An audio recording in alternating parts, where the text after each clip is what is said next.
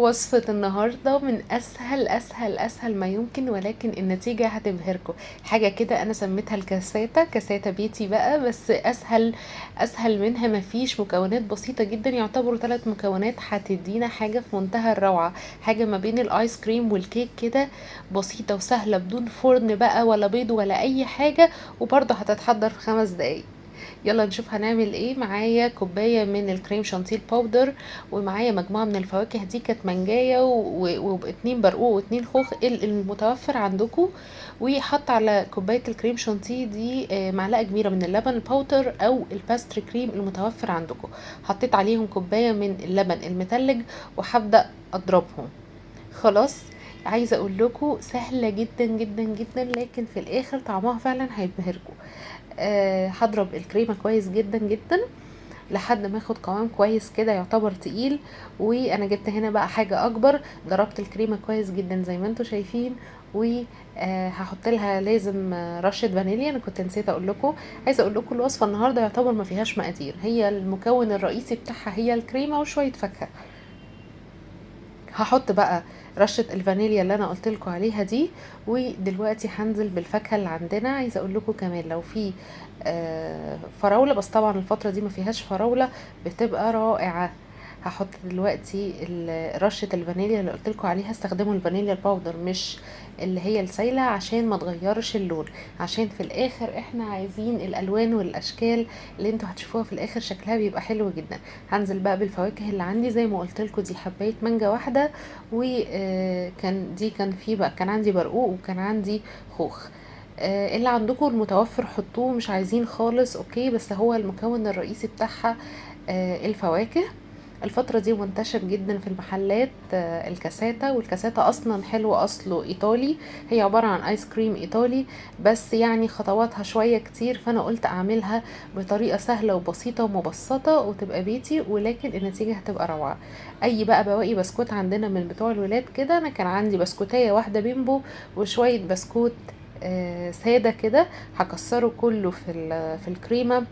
عايزه اقول لكم البسكوت ده بقى لما بينزل على الكريمه ويتحط بقى في التلاجة او في الفريزر، بيبقى قوامه كده شبه يعني ما بين الكيك وما بين البسكوت، بيبقى حلو جدا. كسرت بقى البسكوت. انا تقريبا استخدمت 3 باكوات من البسكوت، وكان عندي واحده بيمبوهيه بالظبط، وحدايه بسكوت بيمبو. كسرتهم وبس خلاص كده. هقلبهم بقى كده كويس. انا ما هضفتش سكر خالص للكريمه، اكتفيت باللي في البسكوت والشوكولاته، والفواكه كانت مسكره، ولسه كمان هنغلفها بشوكولاته زي ما انتوا شفتوا.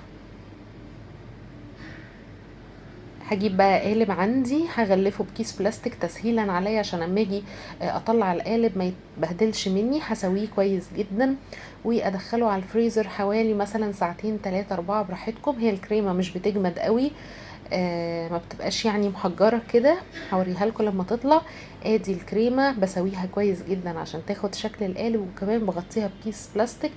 هو اصلا القالب ده عندي مش بيلزق، بس انا قلت ايه ضمان يعني. هحط بقى الكيس البلاستيك عليها، ويعني هسيبها حوالي 3 4 ساعات، وبعدين نشوف هنعمل فيها ايه.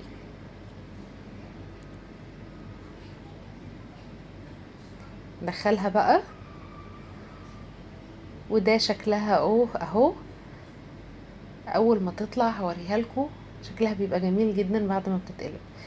انا في الوقت ده بقى هيبقى جبت عندي حوالي 200 جرام من الشوكولاته الخام، شوكولاته مطبخ اللي كانت متوفره عندي ساعتها، شوكولاته دارك اي شوكولاته. وممكن تستغنوا عن خطوه الشوكولاته عادي جدا، هي لوحدها بيبقى طعمها حلو قوي. وممكن تحطوا عليها شويه فاكهه وخلاص على كده. حقيقي فعلا هي عباره عن كاساته، طعمها حلو جدا جدا جدا. كمان لو عندكم معلقتين من قشطه اللبن، القشطه دي كمان هتبقى طعمها حلو قوي. هتديكوا الطعم الطبقة البيضة اللي بتبقى جوه الكاسات اللي احنا بنشتريها. بحاجة رفيعة كده بقى هسلك القالب بتاعي وهقلبها